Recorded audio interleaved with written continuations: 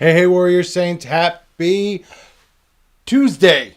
Glad to have you beautiful people in with us today. Yesterday, Father Chris talked to us about being part of that remnant, that group that is left behind, that is following the commandments of God. Are you following the commandments of God? Are you fighting for that in your life? Are you struggling, striving, always looking forward and seeing things and seeing what that means to live with that crucifixional outset, mindset, look set, everything set so that we see where we're going, what we're trying for, and what we're hoping to accomplish. Those things that we are hoping to accomplish being following God's commandments in our lives, putting into practice those things that God has commanded us to do, told us to do, shown us the path to do through crucifixional living. That's what we're striving for. But we're going to face obstacles along the way, as Father Chris touched on yesterday. So I've got a question for you. How are you dealing with those obstacles? I spent this past weekend at a series of meetings, and there were lots of opportunities in those meetings to have personal obstacles, have personal challenges, have things that maybe would be frustrating to me, maybe would be something that was not my favorite thing to do. The question becomes, what am I going to do when those things come up, when I am confronted with those things, and when those things are happening? How am I going to respond?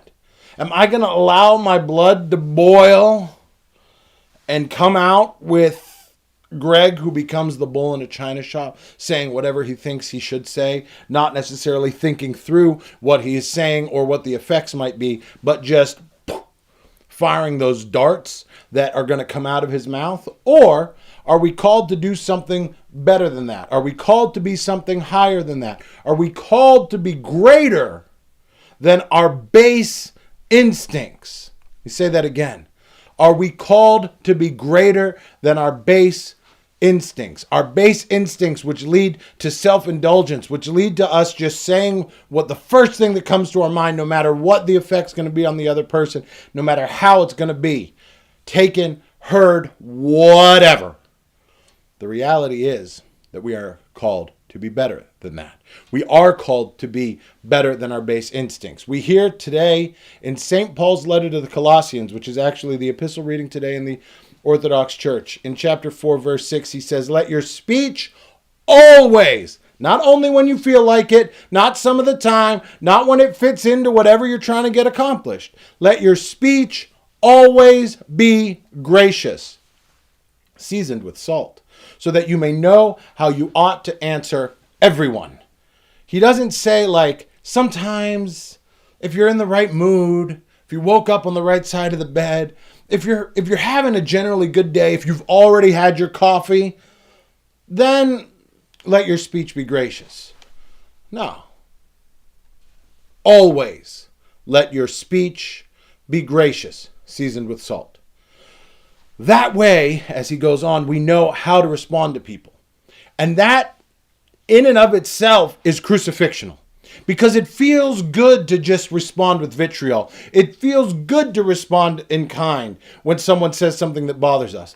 I got to tell you, I've had some people come up to me and say some crazy things about me, to me, whatever. Telling me that things I'm doing are wrong, telling me things. I had someone recently tell me that the way that I read in church seems sacrilegious. You can imagine that I wanted to respond in kind and wanted to explain and defend it, but it's not worth it. It's not worth it. It's easier to always let my words be gracious. And in so doing, in so getting rid of those things that maybe feel good in the moment, to get wrapped up in all the crap and go where the people want you to go, it's better, and it's actually crucifixional, to follow what God has told us so that we are always letting our speech be gracious. And that's really just one small thing that we can do is speak with graciousness.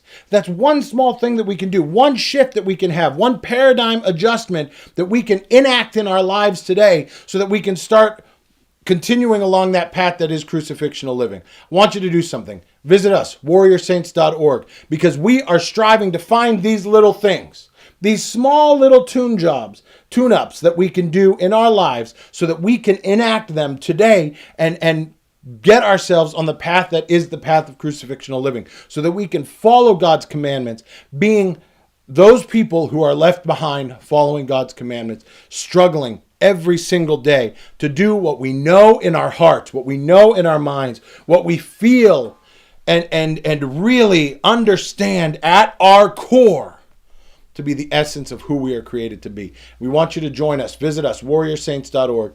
Get on the way of the warrior saint. And until we see you tomorrow, keep walking on the way of the warrior saint.